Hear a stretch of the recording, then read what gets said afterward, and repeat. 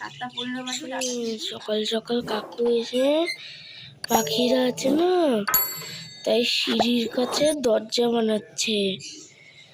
বিড়াল আসে তার জন্য। তো 7:10 বাজে কাকু চলে এসেছে। ফ্রেন্ডস, এখানে পাখির জন্য গেট করছে।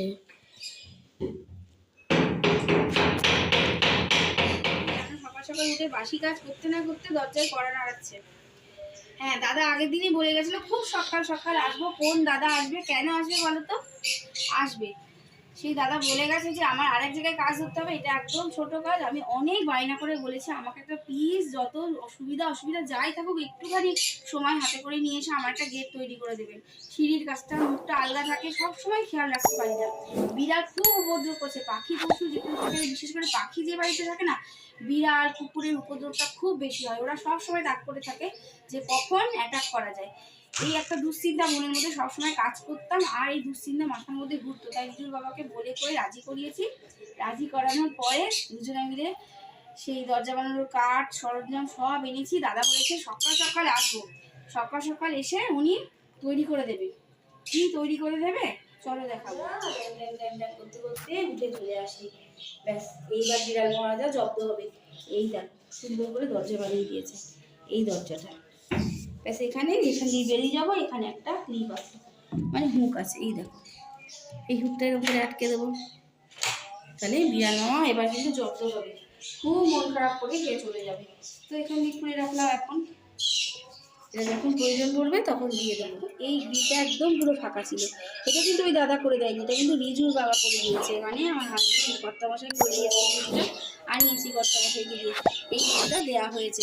এখান দিয়েও দেখো, যখন আমি বেরিয়ে যাব দরজাটা এরকম করে দিয়ে দেবো। ব্যাস, বিড়াল এসে আর খাঁচায় বন্দি হয়ে যাবে, আর ঢুকতে পারবে না এই খাঁচার জন্য।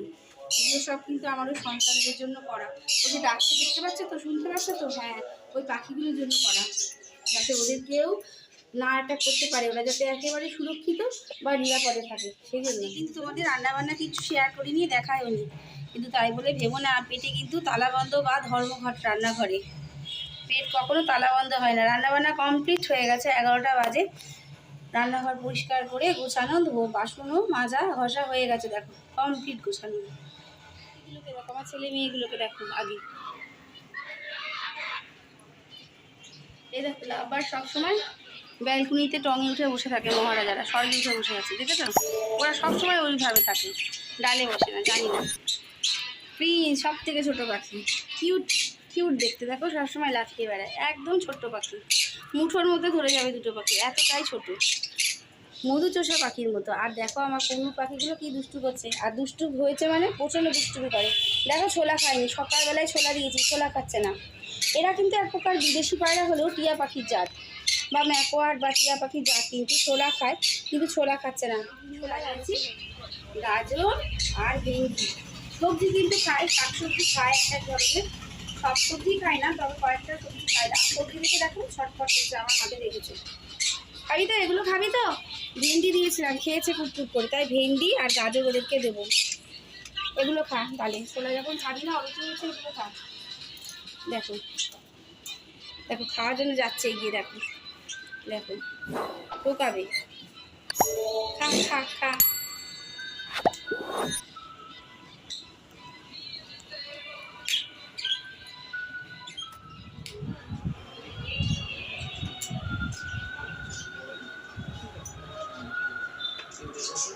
স্নান সেরে আসলাম, মাথায় শ্যাম্পু দিয়েছি আজকে, আর ওই জন্য ক্লিপটা এখন আটকাবো না, চুলটা শোকানো দরকার আছে।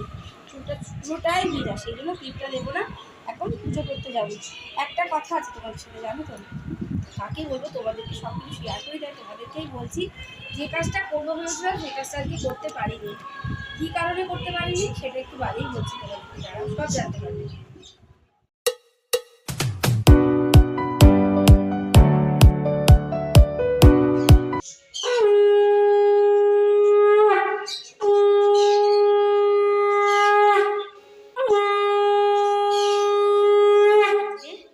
শুভ দীপাবলি, মা কালী দেবীর পুজো, মা কালী আমার ঘরেও আছেন দেখো, সেই জন্য সামান্য একটু ফল প্রসাদ দিয়ে আজকে পুজো করলাম। তার উপরে আজকে বৃহস্পতিবার,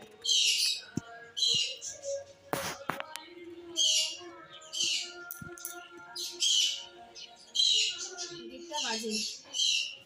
তাহলে ভাত বাড়তে হবে, ভাত রেডি করতে হবে, দুপুরে খাবার দাবার। এখানে প্রেশার কুকারে ভাতটা গরমই আছে, ঢাকনাটা খুলে দিয়েছি। আর রান্না করেছি এখানে মটর ডাল পাতলা করে, আর মাখা মাখা ডিম, ডিমটার মধ্যে কী কী মশলা দিয়েছি বলে দিচ্ছি এক্ষুনি।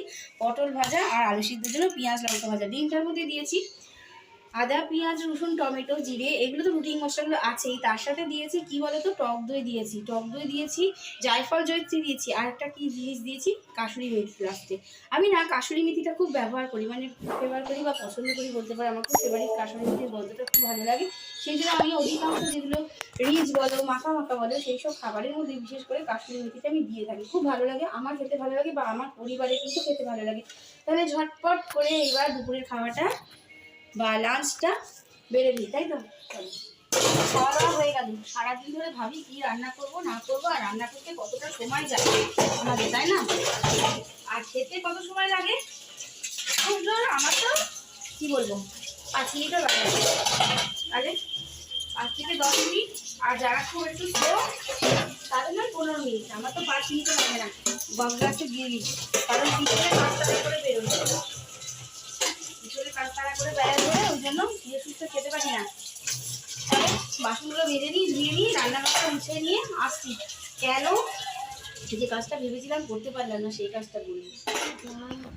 হাত ছেড়ে বাঁচলাম, দীর্ঘ নিঃশ্বাস করবো।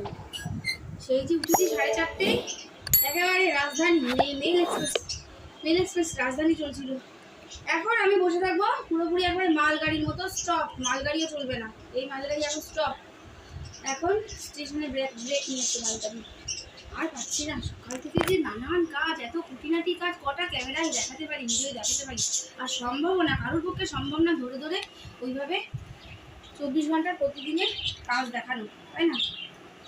তাহলে জোয়ান নিয়ে বসে আছি, জোয়ানটা খাবো। আর দেখো না, বাথরুমের হ্যান্ড ওয়াশ শেষ হয়ে গেছে। দিদি বলছে মা হ্যান্ড ওয়াশ বার করতে হবে। আমি ঠিক আছে, জানি তো হ্যান্ড ওয়াশ শেষ হয়ে গেছে। কালারটা কি সুন্দর না, পুরো আমার শাড়ির সাথে ম্যাচিং হয়ে গেছে। আমারটা একটু হালকা, এটা একটু ডিপ, কালারটা দারুণ লাগবে। এটা মরে গিয়েছিলাম, কদিন আগে মরে গিয়েছিলাম, ওখান থেকে কিনে এনেছি। আমি না হাতে রাখতে রাখতে জিনিস কিনতে পছন্দ করি। অবশ্যই টাকা হাতে থাকা দরকার, তাহলে তো আগে আগে জিনিস স্টক করা যাবে, এটা বলাটা ঠিক না। আমার হাতে সেই মুহূর্তে টাকা ছিল, তাই আমি হ্যান্ড ওয়াশটা দেখেও পছন্দ হয়ে গেল, কিনেও নিলাম। যে লাগবে তো, এসব তো সবসময় লাগে। আজ না লাগবে, 2 দিন বাদে লাগবে, সেই জন্য কিনে নিয়েছি হ্যান্ড ওয়াশটা। খুব ভালো লাগছে হ্যান্ড ওয়াশটা, জানি না গন্ধটা কেমন হবে। আমার দেখা দেখি না এই হ্যান্ড ওয়াশটা, আমার দেখা দেখি বোনও কিনলো এটা, বুঝতে পারলি? এটা তো যে কথাটা বলছিল সেই কথায় ফিরে আসি। ওই গাছটা দেখালাম না তখন, যে টবের মধ্যে অর্ধেকটা মাটি আছে, ওই গাছটার মধ্যে এতটাই কম মাটি আছে, ভেবেছি যে আজকে এক্সট্রা করে মাটি ওর মধ্যে দিয়ে দেবো, ভর্তি করে মাটি দেবো। কিন্তু সময় হলো না, মানে পারলাম না। একটা কাজে এনগেজ হয়ে পড়লাম। কোন কাজে এনগেজ হয়ে পড়েছি সেটা বলছি। হঠাৎ মোবাইলটা হাতে নিয়েছি, মোবাইলটা হাতে নিতে নিতে স্ক্রল করতে করতে একটা ইউটিউবে একটা ভিডিও ভেসে আসলো। কি ভিডিও ভেসে আসলো দেখলাম, ছোট ছোট কচি কাচারা, এই কি বলবো, রিজুর মতো বয়স, বছর 8, 9, 10, ম্যাক্সিমাম 12 বছর। তো সেই সব বাচ্চা কাচ্চারা কি করছে জানো? বেশি দূরে না, এই আমাদের হাতের কাছে কলকাতায় প্রশিক্ষণ নিচ্ছে। কিসের প্রশিক্ষণ নিচ্ছে বা শিখছে বলো তো? মাটির জিনিস তৈরি করছে, মৃৎ শিল্প যাকে বলি আমরা। মাটি দিয়ে পুতুল ঠাকুর নানা রকম ডিজাইনার কি সুন্দর সুন্দর জিনিস যে বানাচ্ছে, মানে আমি অবাক হয়ে গেলাম। এমনকি সেখানে একটা 7 বছরের বাচ্চাও ছিল, যিনি ইউটিউবার, তিনি ওনাদেরকে ইন্টারভিউ নিচ্ছিল বা প্রশ্ন করছিল, তোমার বয়স কত, তুমি কিসে পড়ো, তুমি কতদিন এই কাজ শিখছো। কেউ বলছে 1 বছর, 1.5 বছর, কেউ বলছে 3 বছর। হ্যাঁ, ওখানে প্রশিক্ষণ দেওয়া হয়, একটা টাকা অ্যামাউন্ট আছে, সেটা দিয়ে দিতে হয়। ওই 1000, 1500 টাকার মতো দিতে হয়, তারপর মাসে মাসে ওই 200-300 টাকা দিতে হয় হয়তো। তো ওখানে যিনি শেখাচ্ছেন, সেটা শুনে আরও অবাক হয়ে যাবে। যিনি শেখাচ্ছেন তিনি আমাদের থেকে সিনিয়র, ইউটিউবে দেখে মনে হলো যে আমার থেকে অনেকটাই সিনিয়র হবে ওই দিদি। তো ওই দিদি ওই এখানকার হচ্ছে ম্যাডাম, বুঝতে পারলে? হাতে করে সকল বাচ্চাদের কিন্তু সুন্দর করে দেখিয়ে দিচ্ছে কিভাবে মাটির জিনিসগুলো গড়বে। এত নিখুঁত বানিয়েছে, মানে আমি চোখ ফেরাতে পারছি না। আমি তো ওই ভিডিওটা স্কিপ করে অন্য ভিডিওয় যাব বা বাদ দেবো, উঠে যাবো, মানে আমি পারলাম না। ভিডিওটা ছিল তোমার 25 মিনিটের ভিডিও, কন্টিনিউ আমি দেখেছি, জানো তো? আমাকে বড় ছেলে ডাকছে, মা আসো মা আসো। আমি দাঁড়া একটু দাঁড়া করতে করতে দেখি 25 মিনিটের আজকে ভিডিও কখন যে পার হয়ে গেল, মানে সত্যি কথা, ভালো ভালো ভিডিও আসলে না সময়টা যে কীভাবে পার হয়ে যায় না আমরা নিজেরাই বুঝতে পারি না, তাই না? আর সেরকম আমারও অবস্থা হয়েছে। তারপরে দেখি ঘড়িতে 1:45 বাজে, না আজকে আর এই কাজটা করা যাবে না, অনেকটাই দেরি হয়ে গেছে, কারণ যে বৃহস্পতিবার পুজো করতে হবে। তো সেই জন্য তাড়াহুড়ো করে চান করে আবার খেতে দিতে হবে, কারণ বাড়িতে গুরুজনেরা আছে, বিশেষ করে শ্বশুরমশাই শাশুড়ি মা আছেন, ওনারা ওষুধ খায় নিয়মিত, ওনাদের জন্য আমি দেরি করতে পারি না। সেই জন্য তাড়াহুড়ো করে আমাকে সব কাজ করে আগে পিছে আমাকে আগে ভাগে ওনাদের খাবারটা রেডি করে দিতে হয়, তারপর আমার পরের কাজ পরে হবে। তো এই ব্যাপার। তো এত ভালো লাগলো, কি আর বলবো তোমাদের, না ভালো লাগলো না? এই যে এই শিল্পটা তোমাদের ভালো লাগলো না? আমার তো খুব ভালো লাগলো। মৃৎশিল্প জানি, মৃৎশিল্প মানে যারা মাটির জিনিস তৈরি করে তারা প্রচণ্ড স্ট্রাগল করে, প্রচণ্ড কষ্ট করে, কিন্তু যে পরিমাণ কষ্ট করে সেই পরিমাণে আর্থিক উপার্জন তারা করতে পারে না, জানি আমি। তো সেই জন্যই বলছি, কিন্তু আমি বলবো যে সকল মনে হয় অধিকাংশ শিল্পীর জীবনই মনে হয় কষ্ট করে। এই নিয়ে একটা ভিডিও পরের দিন করবো, বা পরে করবো, সময় পেলে অবশ্যই তোমাদের সেইভাবে খোলাখুলিভাবে আলোচনা করব। আমি এরকম অনেক শিল্পীর ঘটনা শুনেছি বা রিয়েলি মিশেওছি। তো এরকম অনেক শিল্পীর জীবনে না অনেক দুঃখে ভরা, তারা হয়তো হেসে আমাদের সামনে কথাবার্তা বলেন, কিন্তু তাদের ভিতরে কিন্তু গভীরে, মনের গভীরে কিন্তু অনেক অনেক অনেক কষ্ট দুঃখ লুকিয়ে আছে শিল্পী জীবনে। আর আমাদের সাধারণ মানুষের জীবনে তো কষ্ট দুঃখ আছে, শিল্পী জীবনেও হয়তো টাকা আছে, বলবে হয়তো প্রচুর টাকা আছে, কিন্তু টাকাটাই কিন্তু বড় কথা না। টাকা আছে, কিন্তু তাদের মনের মধ্যে গভীর শোক দুঃখ লুকিয়ে আছে।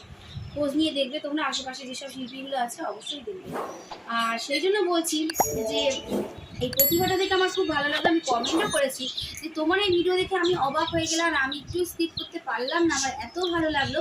যখন আমাদের ঘরের বাচ্চারা হাতে অ্যান্ড্রয়েড মোবাইল নিয়ে সারা দিন গেম, ইউটিউব নানান কিছু দেখছে, নানান কিছুতে ব্যস্ত হয়ে পড়ছে, পড়াশোনায় তো ধ্যান জ্ঞান নেই। এমনকি আমার বাড়ির দুটো বাচ্চা, মানে দুটো ছেলে, আমার রিজু রূপু, দুজনেই কিন্তু ফাঁক পেলেই কিন্তু ওই মোবাইলটার দিকে ছো করে, সবসময় চুপচুপ করে, যার জন্য আমি মোবাইল সংক্রান্ত কাজ করতে পারি না, দেখতে পারি না। নেট চলে যায়, যেটুকু নেট ভরি সেটুকু খেয়ে হজম করে দেয়, চার্জ থাকে না, এইসব নানান সমস্যা হচ্ছে। ব্রেনটা তো ওয়াশ হয়ে যাচ্ছে মোবাইলে পড়ে, বকাঝকা কতক্ষণ করব, তাও যেটুকু পারি আটকে রাখার চেষ্টা করি, বাট ঘরে ঘরে এই প্রবলেম। কিন্তু আমার এই প্রতিভাটা না এত ভালো লাগলো যে এত সুন্দর প্রশিক্ষণ, আর বাচ্চারা এটা আগ্রহের সাথে শিখছে, সেটা বড় কথা। গার্জেনরা তো দিচ্ছেন, পয়সা দিচ্ছেন, শেখাচ্ছেন, কিন্তু বাচ্চারা কিন্তু আগ্রহ করে সেগুলো শিখছে, মন দিয়ে শিখছে, তাহলে এইটার জন্য আরও বেশি ভালো লাগলো। এই কথাই বলার ছিল, এই জন্য আমি ভিডিওটাই করে আমি বাদবাকি কাজ করতে পারিনি, যার যাই হলে একটা ভালো ভিডিও অন্তত দেখতে পারলাম, যেটা মন ভরে গেল আমার। সত্যি ভালো ভালো ভিডিও আসলে না সত্যি মনটা ভালো হয়ে যায়, এরকম দেখলে পরে, এইসব ভিডিওগুলো দেখলে পরে অনেক ভালো ভালো ভিডিও আছে যা দেখলে সত্যিই মনটা ভরে যায়। তাই ভিডিওটা আজকে এখানেই শেষ করছি। সকলে ভালো থাকবে, সুস্থ থাকবে, নিজের শরীরের যত্ন অবশ্যই নেবে। আমার সন্তানেরা দেখছো তো, ওরাও কিন্তু বলে দিচ্ছে, কিন্তু বাই বাই গুড বাই জানাচ্ছে ওরা, দেখছো তো চিল্লামিল্লি করছে। ওদেরকে খাবার দিয়ে এসছি, কিন্তু ওরা কি চাইছে বলে তো, পেয়ারা চাইছে, পেয়ারা দিতে হবে। তাহলে আজকের মতো ভিডিওটা রাখছি, ততক্ষণ সুস্থ থাকতে হবে। দেখা হচ্ছে নেক্সট ভিডিওতে আর একটা নতুন সকালে। আজকের মতো টাটা।